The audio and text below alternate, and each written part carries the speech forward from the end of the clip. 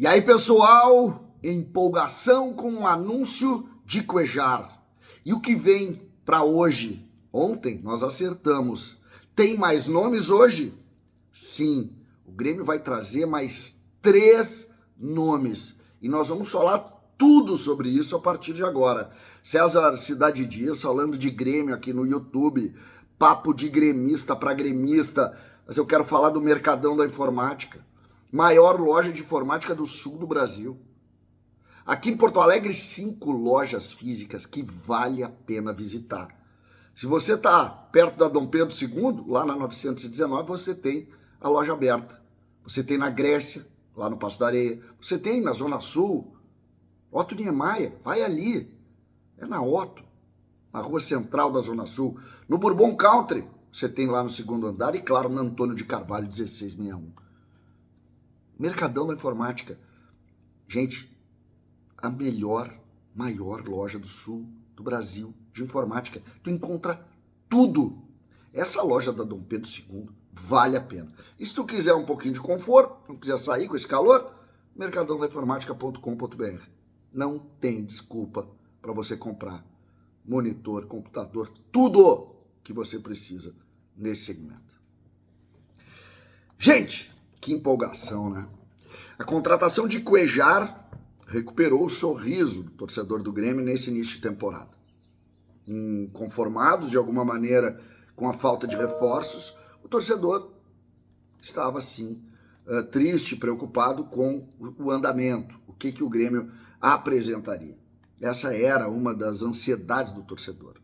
E o anúncio, às 10 da noite, felizmente a gente pôde, por coincidências da vida, abrir live na hora que abriu. Na hora. Nós abrimos uma live ontem, na hora que o jogador foi anunciado, porque veio um primeiro vídeo, e quando veio o primeiro vídeo eu estava do lado do computador. E eu disse, vai anunciar, e anunciou bem na hora que a gente estava abrindo. E conseguimos conversar lá com muita gente, vale a pena ver a live, estava muito descontraído. Então, empolgou. Agora, não para por aí. O Grêmio, e isso é uma informação, quer entregar ao treinador Quinteiros, neste primeiro movimento, 4 reforços. A ideia era talvez 5, e eu não estou considerando aqui o João Pedro, tá? O João Lucas, o lateral direito. Não estou botando aqui. Eu estou falando porque, na verdade, o João Lucas foi uma composição, né? O Grêmio conseguiu contratar ali, em razão até de um negócio meio casado, assim, meio montado. Então,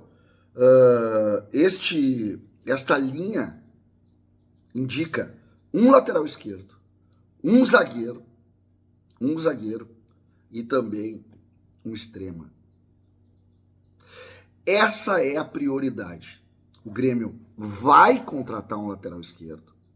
Os movimentos são muitos. Efetivamente, a história do Marlon, que era a minha grande aposta, ela diminuiu, ela perdeu força. O Grêmio faz outros movimentos. Eu tenho aí algumas coisas, eu acho que durante o dia talvez eu consiga trazer para vocês na timeline qual é o principal movimento do Grêmio. Mas eu ainda não vou fazer isso porque eu não consegui confirmar com uma das partes. A zaga, os 2 nomes estão postos, tá? O nome do Salcedo e antes o nome do Arboleda. O que nós conseguimos saber é que o zagueiro é efetivamente estrangeiro.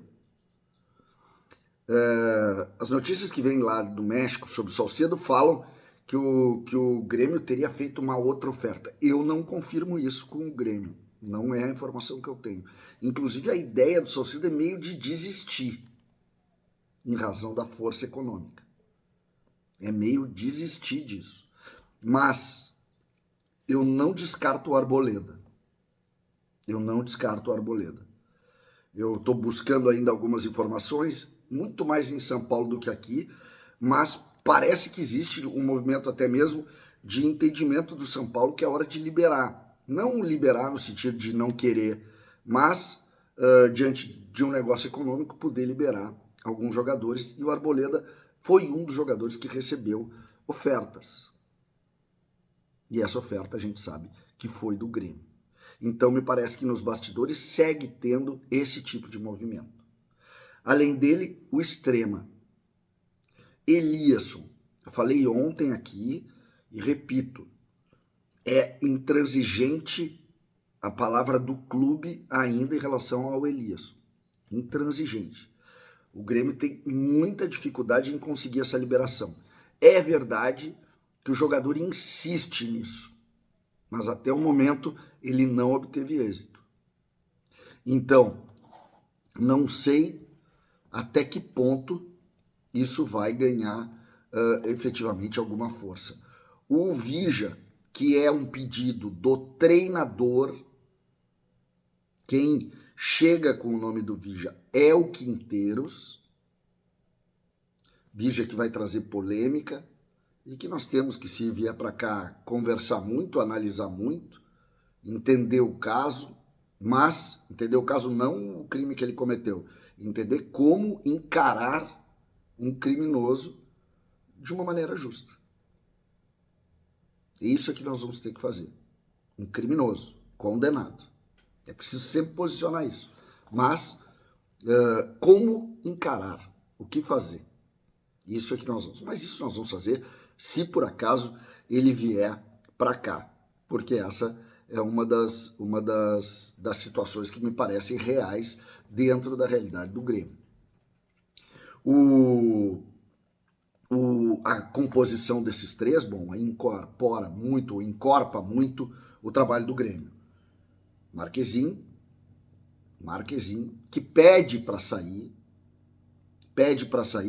mas ontem a gente trouxe no sala de redação um modelo de contrato que efetivamente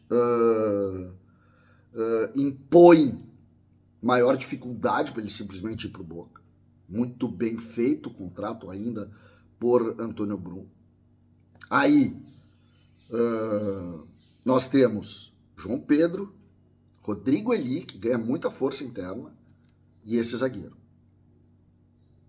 O lateral esquerdo, que aqui é a grande dificuldade, os nomes não estão vazando, mas logo eu vou trazer para vocês o nome, vou conseguir buscar. Cuejar, Vijaçante, Cristaldo ou Monsalve, repito, por que ou Monsalve? Porque avança muito internamente Monsalve. Avança muito, cresce muito internamente. Diz que chegou voando nesse início de temporada. Pavon ou Eliasson ou até Vija. Mesmo que o clube lá, o Rivadavia, tenha dito que não tem nenhuma chance de negociação. Do outro lado, o Aravena, que é a aposta do Grêmio, e também Bright White. Com o Arezzo ganhando força, como eu disse, com o Monsalve ganhando força. Gente, tá começando a ter cara de bom time. Começando a ter cara. O dia de hoje promete. Talvez não um anúncio, mas essas três negociações, lateral esquerdo, zagueiro e também extrema, irão avançar muito nesta quinta-feira.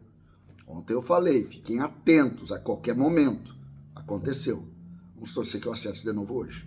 Quando eu erro, eu digo que eu erro, mas quando eu acerto dá para dizer também. César Cidade Dias falando de Grêmio, aqui no YouTube.